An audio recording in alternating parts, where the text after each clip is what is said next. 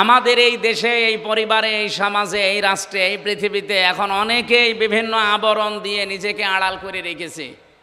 অনেকে বেদাতের চাদর দিয়ে নিজেদেরকে আড়াল করে রেখেছে। এই যে আমার তাহেরি ভাই, ও যে প্রকাশ্য বেদাত করে, শিরিক করে, এর ফতোয়া দেওয়া লাগবে। নিজে জিকির করছে ইয়ালি বাবা, শালি বাবা, কেল্লা বাবা, ফতে বাবা। আমি এক কথায় জবাব দিচ্ছি, এদিকে তাকান। আল্লাহ যেটা পারে এ পৃথিবীর অন্য কেউ পারে এই বিশ্বাস করার নাম হচ্ছে শিরিক। আর শিরিক যারা করে তারা মুশরিক। মুশরিক যারা মরে গেলে জানাজা জায়েজ আছে? কবর দিলে কাজ হবে? হবে। কবরে দেওয়ার সঙ্গে সঙ্গে আল্লাহ আগুন লাগিয়ে দেবে। লাহুম মিন জাহান্নামা মিহাদু ওয়া মিন ফাওকিহিম গাওয়াশ ইলা আখিরি আয়াত। আল্লাহ পাক বলেন, ওদেরকে শুধু কবরে রাখতে দেরি হবে, কবরের নিচে আমি জাহান্নামের বিছানা বিছিয়ে দেব আর উপরে আগুন লাগিয়ে দেব। ওয়াকাযালিকা নাজিজিজ জালিমিন। এটা আমি এই জন্যে করব কারণ এটা জালেমদের শাস্তি।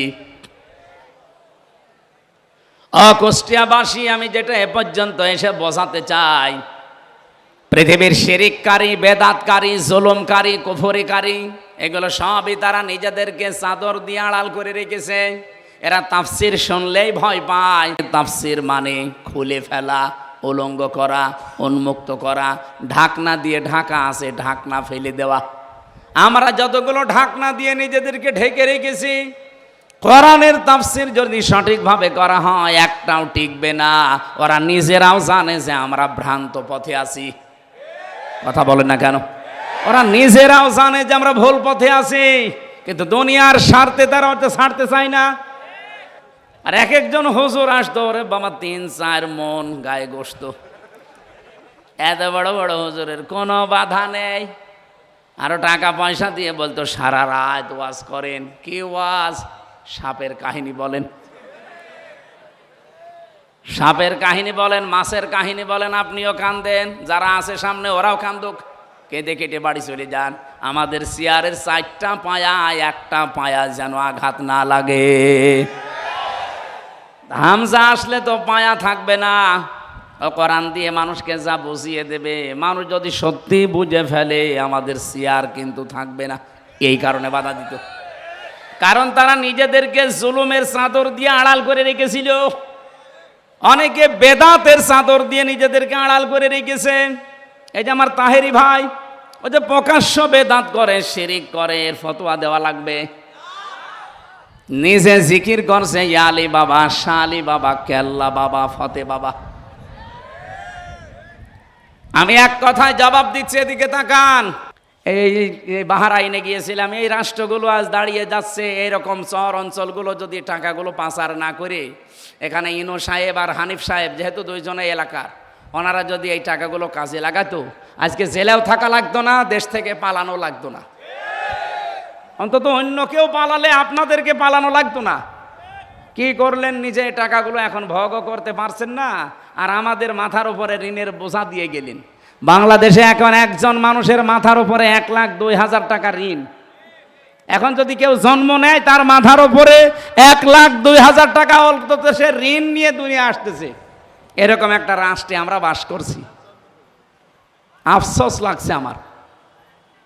সেদিন মালয়েশিয়ায় এসে যাচ্ছিলাম, এই যে মৌলভীবাজার যাওয়ার সময় যে পাইলট এই হেলিকপ্টার নিয়ে যাচ্ছিল ওনারা, ওই যে হুক আছে না দরজার, পাইলট আমারে বলছে হুজুর সাবধানে বসেন, হুকের ওপরে যেন হাত না লাগে, তাহলে খুলে কিন্তু পড়ে যাবেন। মনে মনে একটু চিন্তা আসলো, আল্লাহ, আগস্টের 5 তারিখে যে 2 জন চলে গেল, এদের জন্য একটু হুকটা খুলে যেত। আর যদি আমার সামনে পড়তো, আমি একটু দোয়া করে দিতাম। এ পাশের উপর না ৭৬,০০০ কোটি টাকা শুধু একজন এখান থেকে নিয়েছে।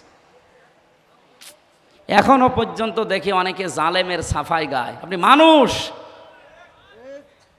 জালেম তো সাধারণ জিনিস না, জালেম হচ্ছে আল্লাহর মামলার আসামি। আর সবচেয়ে চাইতে বড় জুলুম পৃথিবীতে আল্লাহর আইন বাদ দিয়ে অন্যের আইন প্রতিষ্ঠা করা, আর আমরা সেইটারই বিরুদ্ধে। এই কথা বলে না কেন? এই জন্য আপনারা আমাদেরকে টার্গেট মনে করেন। আরে ভাই, আপনার টার্গেট তো আমি হওয়ার কথা না, আপনার টার্গেট কে? আল্লাহ। আমি আল্লাহর ওই কথাই তো বলছি, আল্লাহর জমিনে আল্লাহর আইন মরণের আগ পর্যন্ত চাবো। ওয়াবুদ রব্বাকা হাত্তা ইয়াতিয়াকাল ইয়াকিন।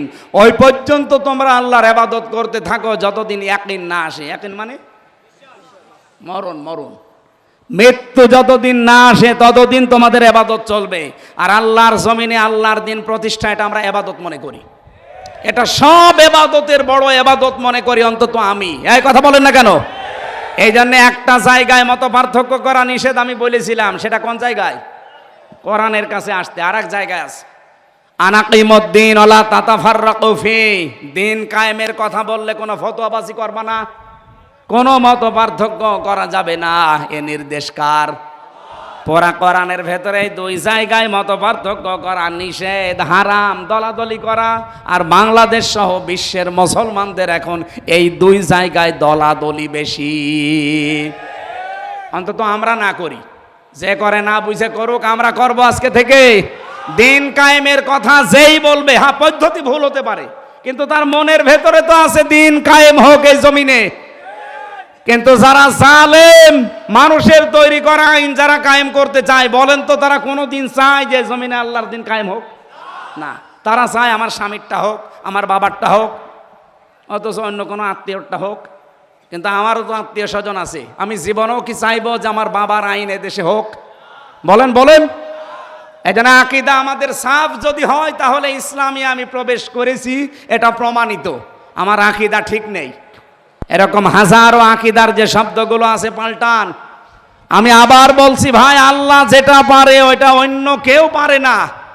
মেয়েদের ভেতরে আকীদার সমস্যা আছে, ওরা একটু রোগ শোক হলেই ছুটে যায় বিভিন্ন পীরের কাছে, বাবার কাছে, মাজারে, কবরে। পৃথিবীর কোন মানুষ, কোন পীর, কোন মাজার রোগ ভালো করতে বলেন? আমাদের জাতির পিতা হযরত ইব্রাহিম আলাইহিস সালাম, তিনি আল্লাহর কাছে বলতেন, ওয়াইদা মারিদতু ফাহুয়া ইয়াশফিন। আমি যখন অসুস্থ হই, রোগাক্রান্ত হই, আমাকে সুস্থতা দেয় কে? আমরা যার সন্তান, তার মতো বিশ্বাস তৈরি করা লাগবে। আমি যদি এমন বিশ্বাস তৈরি করি যে না, আমার এই মাজারে, এই বাবা, এই কবরে, এরাও আমাদেরকে এই পৃথিবীতে রোগ শোক থেকে বাঁচাতে পারবে, আপনি কিন্তু শিরিক করে ফেলেছেন। আর শিরিক করলে আপনি আর মুসলমান নেই, আপনি মুশরিক হয়ে গেছেন। হে মেয়েরা যারা এসেছেন, সম্মানিত মা বোনেরা, বেশি আমল করা লাগে না। শুধু আকীদাটা যদি পরিষ্কার থাকে, অল্প আমল করলেই মহান আল্লাহ আপনার জন্য জান্নাতের দরজা খুলে রাখবে। এই জন্য কোরআনে কারিমের নির্দেশ হচ্ছে, আল্লাযী খালাকাল মাউতা ওয়াল হায়াতা লিয়াবলুয়াকুম আইয়ুকুম আহসানু আমালা। আমি আল্লাহ তোমাদের মউত আর হায়াত সৃষ্টি করে দুনিয়ায় পাঠিয়ে দিলাম। আমি দেখতে চাই তোমাদের ভেতরে কে ভালো কাজ করে আসতে পারো। আল্লাহ কি বেশি কাজ চান না ভালো কাজ? বলেন বলেন। এই জন্য কাজটা যেন ভালো হয়, আপনি কম করেন। আপনার বিশ্বাস যদি সঠিক থাকে, কাজ বেশি করা লাগে না, অল্প কাজে আমলের জন্য যথেষ্ট হয়ে যাবে। বলেন সুবহানাল্লাহ। আমার ভাইরা, জাতির পিতা ইব্রাহিম নবী ৮৬ বছর পর্যন্ত বিয়ের পরে সন্তান হয়নি। একটা বারের জন্য কোনোদিন কোনো মাজারে, কোনো কবরে, কোনো বাবার কাছে তিনি দৌড়িয়ে যাননি। ৮৬ বছর বয়স পর্যন্ত অপেক্ষা করেছিলেন। আর প্রতিদিন তার দোয়া ছিল, রব্বি হাবলি মিনাস সলিহিন। বলেন আল্লাহু আকবার।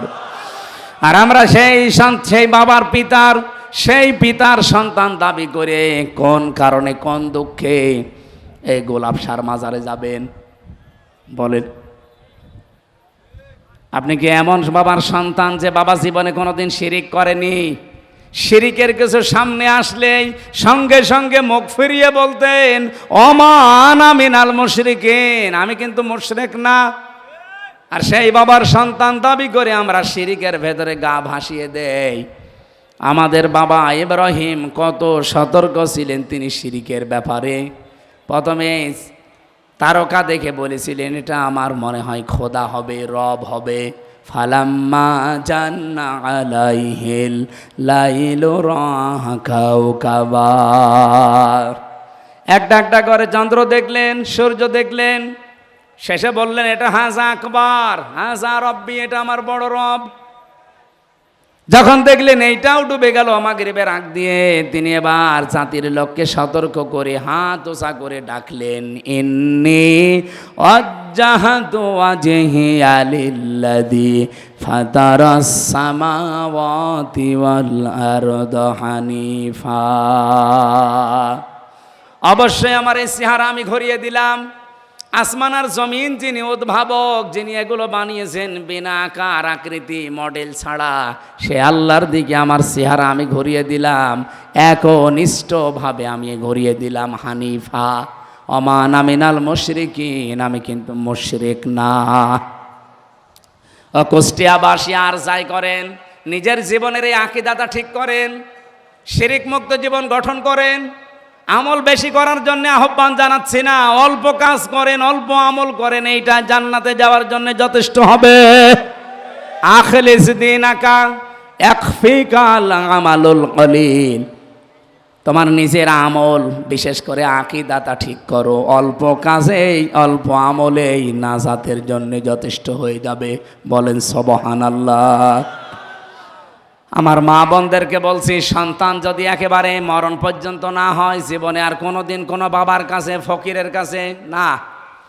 যদি আপনার রোগ থাকে চিকিৎসা করান, চিকিৎসার জন্যে যদি ঝাড়ফুঁক নেওয়া লাগে ঝাড়ফুঁক নেন, কিন্তু তাবিজ কবজ নেবেন না। তাবিজের ভেতরে শিরিকের গন্ধ পাওয়া যায়। আব্দুল্লাহ বিন মাসউদ থেকে বর্ণিত, তিনি বলেন তাবিজ ঝোলালো যে সে যেন আল্লাহর সাথে শিরিক করলো। বলেন নাউজুবিল্লাহ। আমার বাস্তব জীবনের একটা কাহিনী শিক্ষার জন্য মাঝে মাঝে আপনাদের শোনাই। বগুড়াতে এক মাহফিলে খাবার খাচ্ছিলাম, একটা লোক এসে বলছে, হুজুর এই আপেলটা পড়িয়ে দিন, ছেলে মেয়ে হয় না। আমি সূরা ফাতিহা পড়ে ফু দেব, আমার কানের কাছে মুখ নিয়ে বলছে, হুজুর এমনভাবে আপেল পড়বেন যেন ছেলে হয়। মনে হচ্ছে ছেলে আমি তৈরি করি। আপেল দিলাম ফেলে, আচ্ছা আপেল কই, ফেলে দিস কেন? আরে ভাই আপেল পড়ে যদি ছেলে হয় তা আমার ম্যাডামের 3টে মেয়ে হইতো না? খালি আপেল খাওয়াতাম। কি বিশ্বাস দেখিছে? মনে কর যে আমি রামজারে দিয়ে আপেল পড়ালে এতদিন মেয়ে হয়েছে, এখন মনে হয় ছেলে হবে, ছেলেকে আমি ডাউনলোড করে দেব। আকীদা সাফ করা লাগবে। কোনো কিছু এই পৃথিবীতে আমার আল্লাহর হুকুম ছাড়া যেহেতু হয় না, আর আল্লাহ যেটা পারে ওইটা অন্য কেউ পারে না। সন্তান দিতে পারে কে? অন্য কেউ পারে? আরো জোরে বলেন পারে। রোগ ভালো করতে পারে কে? হ্যাঁ, ডাক্তারে পারে, পারে, এটা ঔষধ, এটা ওসিলা। কিন্তু সামাম দুনিয়ার সব ডাক্তার আপনি যদি গলিয়ে খাওয়িয়ে দেন, জীবনও ভালো হবে না যদি আল্লাহর অনুমতি না থাকে। এই জন্য আবার বলছি, হাত জোড় করে বলছি, হাতে পায়ে ধরে বলছি, কুষ্টিয়ার মানুষকে এমনি ভালোবাসি বেশি। আমি চাই না আমরা জাহান্নামে চলে যাই। খালি শিরিক মুক্ত জীবন তৈরি করেন, আকীদাটা সাফ করেন, পরিষ্কার করেন, আপনাকে জান্নাতে কেউ বাধা দেবে না। আমি সারা দেশে কোরআনের কথা বলে বেড়াই, আর আমার নিজের জেলার লোক যদি শিরিক করে, এই গোলাপ সার মাজারে যেয়ে, আরো একটা কি সার মাজার আছে না, ঘোড়া গরু ভেড়া ছাগল সব মরে আল্লাহর ওলি হয়ে যাচ্ছে, আমি কি করছি? কিসের ঘোড়া শাহ, কিসের হরিণ শাহ, সব বানানো। কবর খুঁড়ে দেখবেন কোনো আল্লাহর ওলি নেই, ওই ঘোড়া মরে গেছে বানিয়ে ঘোড়া শাহ বানিয়ে দিয়েছে। কোন ঘোড়া শাহ, কোন গোলাপ শাহ, কোন লালন শাহ, কোন শাহ কবরে যাওয়ার দরকার নেই। যদি কিছু লাগে তাহাজ্জুদের নামাজে বড় করে সেজদা দিয়ে চোখের পানি ফেলে আল্লাহকে বলেন। কথা বলেন না কেন? অনেকে রাসূলুল্লাহর মহব্বতে অনেকে শিরিক করে ফেলে, বিশ্ব নবী তুলতে তুলতে আল্লাহর উপরে তুলে ফেলে। আমি মদিনা শরীফে শুধু হাত তুলেছিলাম নবীর রওজার পাশে, এভাবে আমি মোনাজাতটা এভাবে করতে করতে এভাবে হয়ে গেছে, আমি তো মানে আবেগে আছি। হঠাৎ পুলিশ যেখানে ছিল দাঁড়িয়ে আমার হাতের ওপরে লাঠি দিয়ে দিয়েছে, আস্তে করে মৃদু বাড়ি। হাত খুলে চোখ খুলে দেখছে পুলিশ। কি ভাই? ওনারা জিজ্ঞাসা করলাম ওনার ভাষা দিয়ে আরবিতে, বেমা মুশকিলা। আমারে বলছে মুশকিল তো আছেই। কি মুশকিল? সমস্যা কি? ওর ভাষা দিয়ে আমারে বলছে, কেন আপনি এখানে চান? আপনার যদি কিছু লাগে তে নবীজির কাছে চাবেন কেন? আপনি তো চাবেন নবীজির মালিক যিনি। আপনার কিছু লাগলে আপনি যান, কাবা শরীফের দিকে মুখ করেন, আল্লাহর কাছে বলেন। একটা পুলিশ আঁকি দাকি সাহাব দেখেছেন। আর সেদিন নাটোর থেকে আসছিলাম, পুলিশ আমার গাড়ি থামিয়ে বলছে, হুজুর দাঁড়ান। কি? গাড়ির সামনে যেমন নাম লেখা আছে, দেখে গাড়ি দাঁড় করিয়েছে। কি হয়েছে? আমার অনেক কাগজপত্র দেখবে না। জামার বোতাম খুলে বলছে, হুজুর ফু দিয়ে দেন। কেন? বলছে ডিউটি করছিলাম, হঠাৎ দেখলাম তাল গাছের ভেতরে কি জোরে নড়ে উঠেছে। তাল গাছের ভেতরে কি নড়ে উঠে ও ভয় পায়। ও ভয় তো এমনি পায়নি, কারণ আছে। কি কারণ বলবো? এটা কিছুক্ষণ আগে যিনি কথা বলছিলেন মাওলানা ইয়াসির, মাওলানা ইয়াসির শেষের দিকে আমি আসার সময় এই বাক্যটা শুনলাম যে বিশ্বনবী যেদিন নবুয়ত পাওয়ার পরে বাড়িতে এসেছিলেন, স্ত্রীকে ডাক দিয়ে বলেছিলেন, জাম্মিলুনি জাম্মিলুনি ইয়া খাদিজা, বলেছিলেন না? কি এর ভেতরে কিছু পেয়েছেন জীবনে? যে জাম্মিলুনি জাম্মিলুনি ইয়া খাদিজা, হে আমার খাদিজা আমাকে ঢেকে দাও, আমি ভয় পেয়েছি। কি?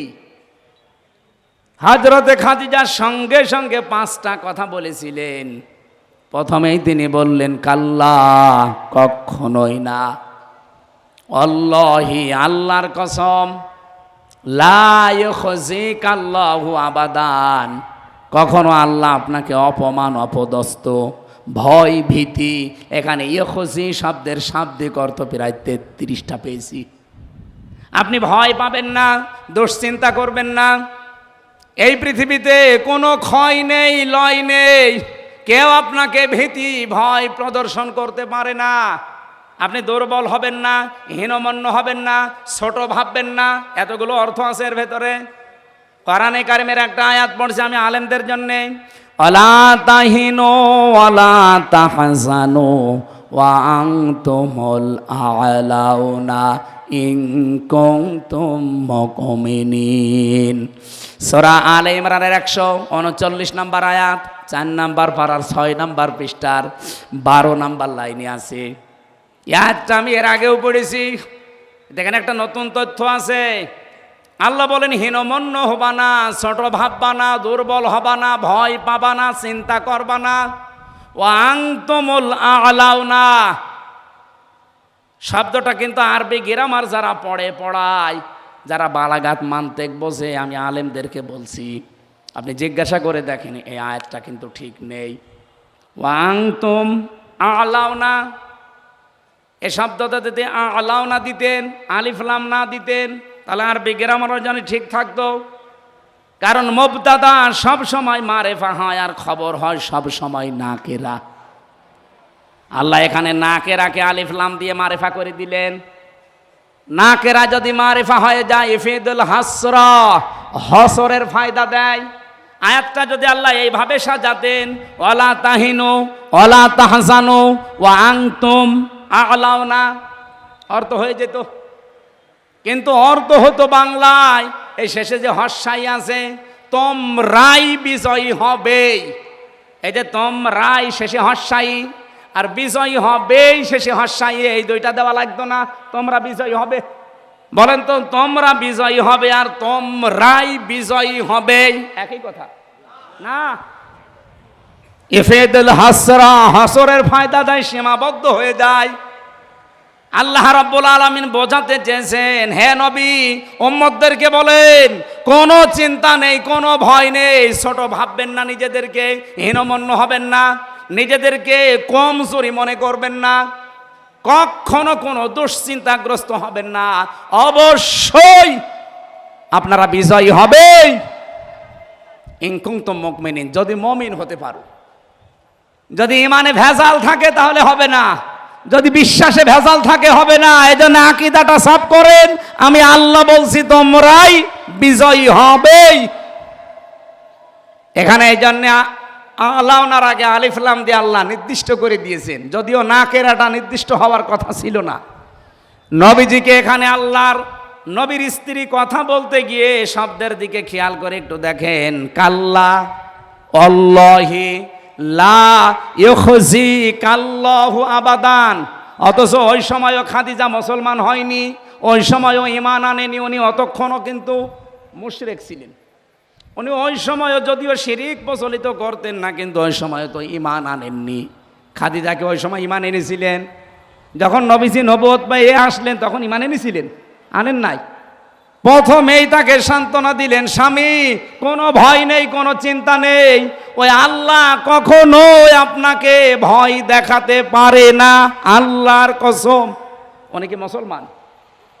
বলেন বলেন। কসম কাটলেন কার নামে? কয়বার? 3 বার। কাল্লা প্রথমে আছে অল্লাহি, কাল্লা লা ইউখজি কাল্লাহু আবাদান, 3 বার। এতটুকু বাক্যের ভেতরে হযরতে খাদিজা আল্লাহর নাম বললেন কয়বার? বলেন বলেন। কেন? এরপরে তিনি একটা একটা করে 4টা সুসংবাদ দিলেন স্বামীকে। ইন্নাকা লা তাসিলুর রহিমা, আপনি আত্মীয়তার সম্পর্কগুলো ঠিক রাখেন। এ কথা শুধু শুধু বলেননি, গ্যারান্টি দিয়ে বলেছেন। ইন্নাকা, আবার লা, ইন্না কা, এরপর আবার লা, লামে তাকিদ। অবশ্যই অবশ্যই আপনি আত্মীয়তার সম্পর্ক ঠিক রাখেন। সুতরাং পৃথিবীতে যারা রক্তের সম্পর্ক ঠিক রাখে তাদের কেউ ভয় দেখাতে পারে না। আপনি ভয় পান কিসের? ওই পুলিশ মনে হয় ওর আত্মীয় স্বজনের হক মেরে খেয়েছে, আত্মীয়তার সম্পর্ক রক্তের সম্পর্ক ঠিক রাখে নাই, এই জন্য তাল গাছের ভেতরে কি নড়ে উঠেছে, ওর ভয় লেগেছে।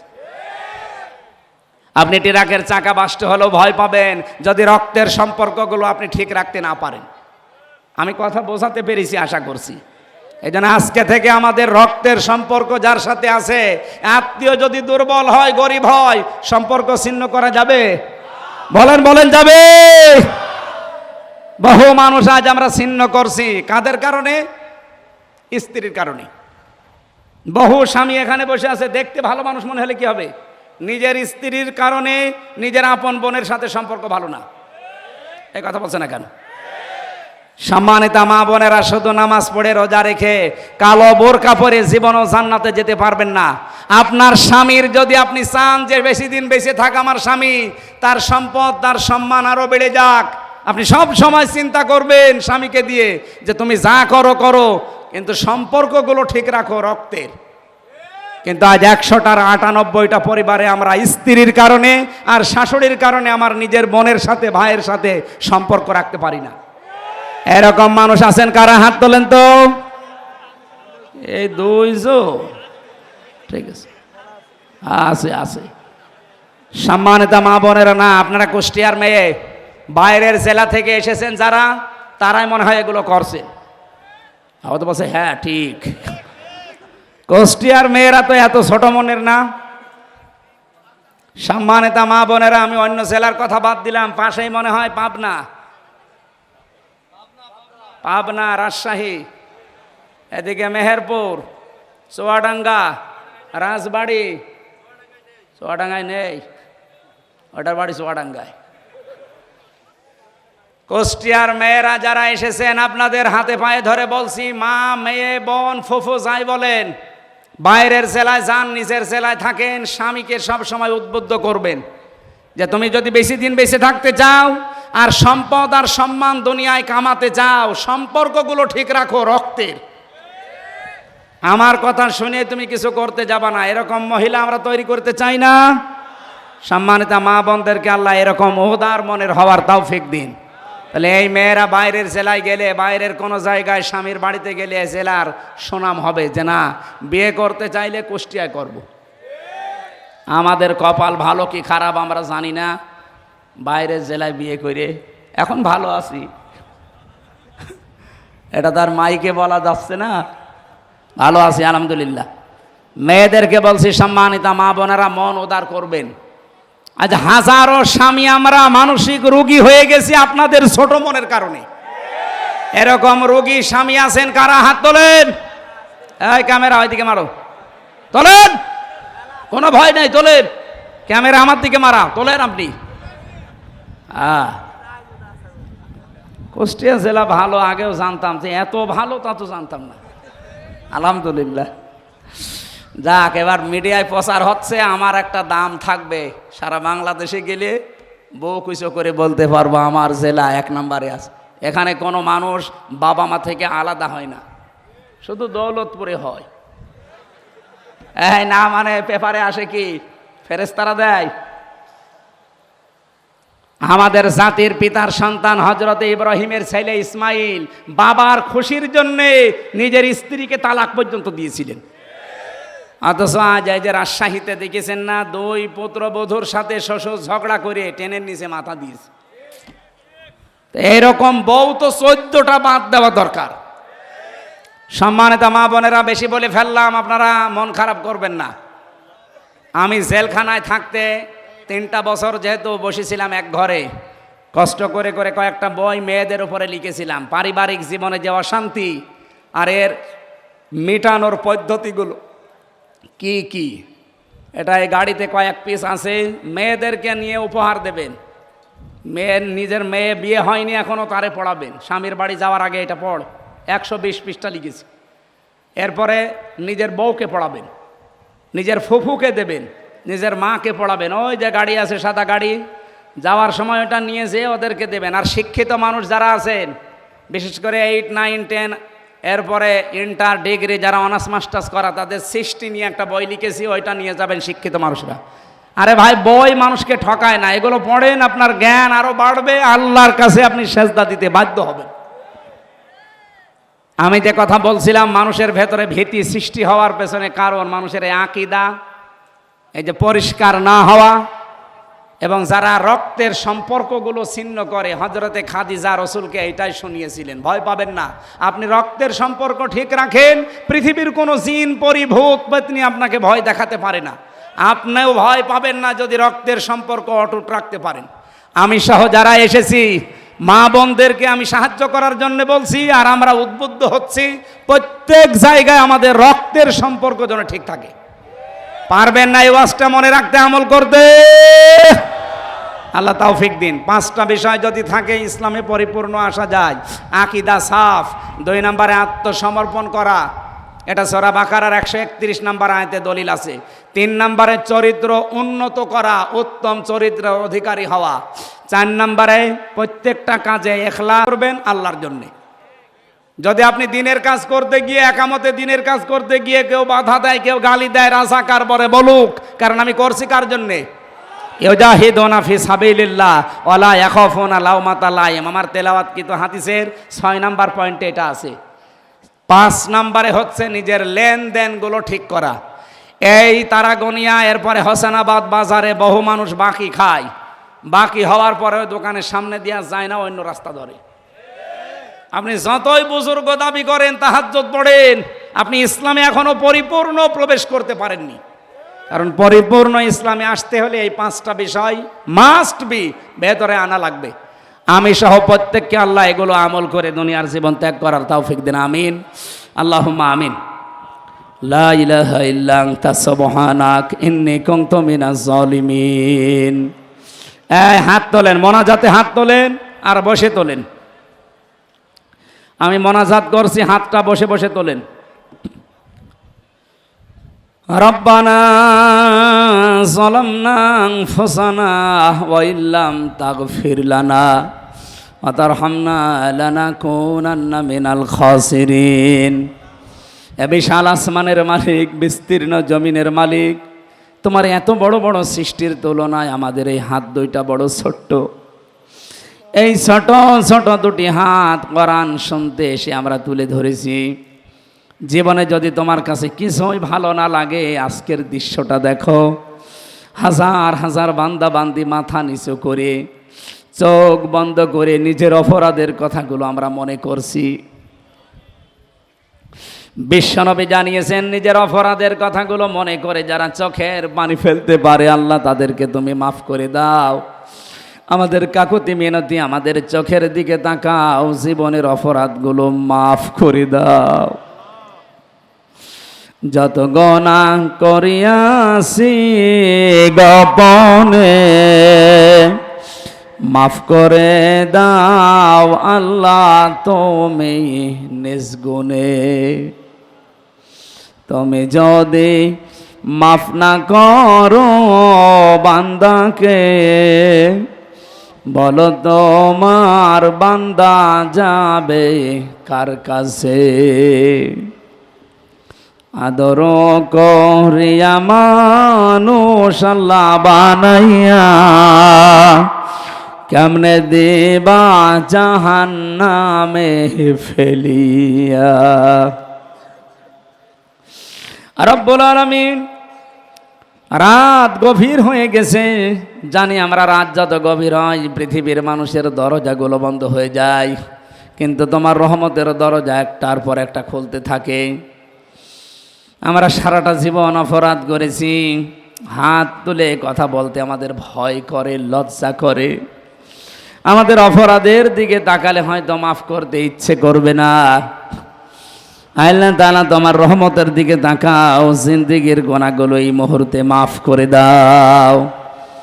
2 দিন ব্যাপী তাফসীর মাহফিলে সওয়াব যদি দিয়েই থাকো, কোটি কোটি গুণে বাড়িয়ে দাও।